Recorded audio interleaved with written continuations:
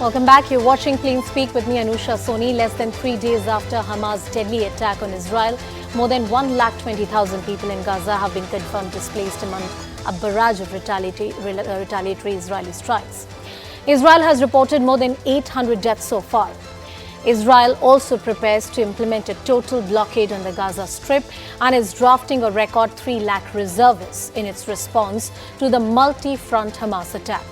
A music festival just a few kilometers away from Israel's militarized border with Gaza became a site of deadly chaos when militants from Gaza Strip suddenly swept the area, gunning down hundreds of people and snatching several more.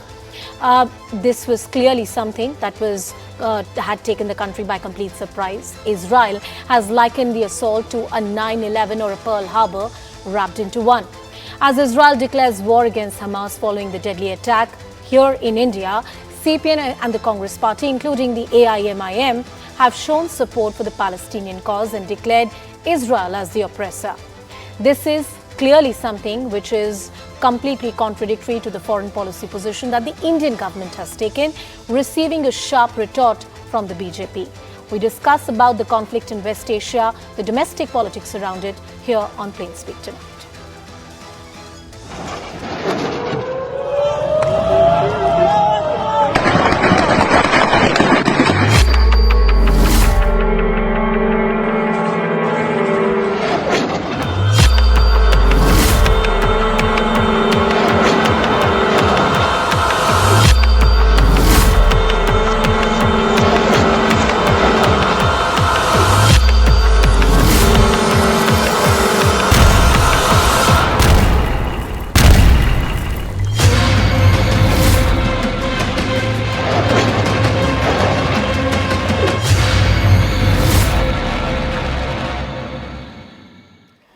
Joining us on the broadcast is Nidhi Singh, who's a student in Tel-Aviv. She's a student of life sciences. Abhijit Iyer-Mitra, who's a senior fellow at the Institute of Peace and Conflict Studies, is also joining us on the broadcast. We're expecting Manju Said, the former diplomat, also to join us in just a bit. But Nidhi, first to you, how is the situation in Tel Aviv right now? The situation in Tel Aviv is particularly there's orange alert been issued here, and we're expected to follow all the government guidelines and stay in our dorms for now. The situation does not look very good because it's not really safe to step out in general, and we are advised to stay inside for as much as you can because you never know when the siren will go off or if there is a missile that's following, falling nearby or some other area. So that's a pretty serious situation here. What are the guidelines that the government has given to you, to the many students? Are there more students of Indian descent there who are worried? Have you spoken to them? Is your family worried right now? I'm sure they must be. Yeah, there are many students here who are pursuing different degrees. People are worried.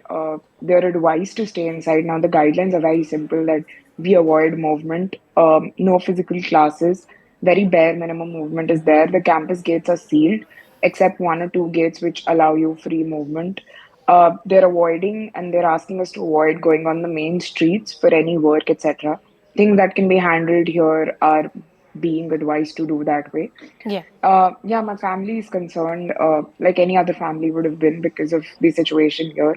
But the university and the government have taken like a lot of care, especially for international students and people who are from other countries currently in the country. Yeah. Abhijit, coming to you as Nidhi narrates what exactly is happening in Tel Aviv, the death toll has gone sharply up in Israel. And of course, the counter strikes have also begun on the Gaza Strip. The Palestinian, the authorities have also expressed concern. But at the same time, the government in Israel has said that they're going to push back.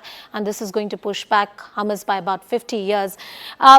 Talking to you about the position that the Indian government has taken and the sort of reactions which are coming in from various political parties, say the Congress or the AIMIM, what sort of political reactions through the political spectrum we have seen as far as this particular conflict in West Asia is concerned, and how critical is India's position vis-a-vis Israel in present-day context?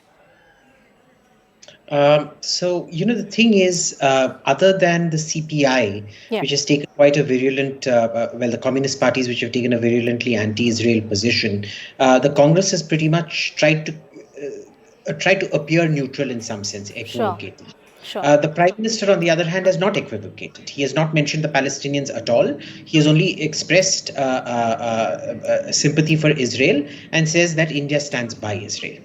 I think in many ways, some of the videos that we've seen of the horrific crimes that were perpetrated on innocent Israelis, I think there's been a very significant, polarization of the electorate that has happened. And I think even politically, you're looking at this the way it's playing out. The communist bunch, they have very little to lose. They've got virtually nothing in parliament. The Congress has more to lose. The BJP has the most to gain. So you're seeing each one playing to a sort of political reality as they perceive it on the ground. And the way, the social media narrative is playing out. I think in this particular case, because ever since Elon Musk took over Twitter, you're seeing a much greater ground reality of what is happening in which would have usually been completely blanked out before this. So, I think that's having a huge psychological impact on people, because those videos that come up on Twitter are being downloaded. They are being dispersed on WhatsApp. There are several Telegram channels, including the official IDF channel and the official, it's not official technically, but the Hamas channel, where they release videos, which are also getting circulated. Yeah. Abhijit, there's always been, whether there's political support or not, but there's always been sympathy for the Palestinian cause, and especially the human conditions that prevail along the Gaza Strip. But with the latest spate of attacks that we have seen, which is not against the military army establishment or the government institutions directed towards civilians, has the sympathy factor gone down in popular discourse for the Palestinian cause? I have literally never seen such a complete evaporation of sympathy for the Palestinians before. Sure. I think, generally, all Indian, I think a general human reaction is to, always side with the underdog in a way. And, as much as we used to respect Israel's right to retaliate, there was always some kind of sympathy, saying, you can't go beyond a point. Yeah. I think this has crossed a certain threshold. I think the videos that we've seen are so horrific. The scale of this is so horrific. India is 200 times the size of Israel. So, the death toll is now 800. That is, the Israeli equivalent of 1.6 lakh people dying for them psychologically. Sure. That's like almost as if a nuclear bomb went off in Israel. Yeah. And that kind of a psychological trauma. And we see it in India. And if you notice, there are people even on the left who would normally, whitewash or normalize something like this, who are coming out very, very strongly against this, who are being attacked by ideologues, and it's not going down well at all.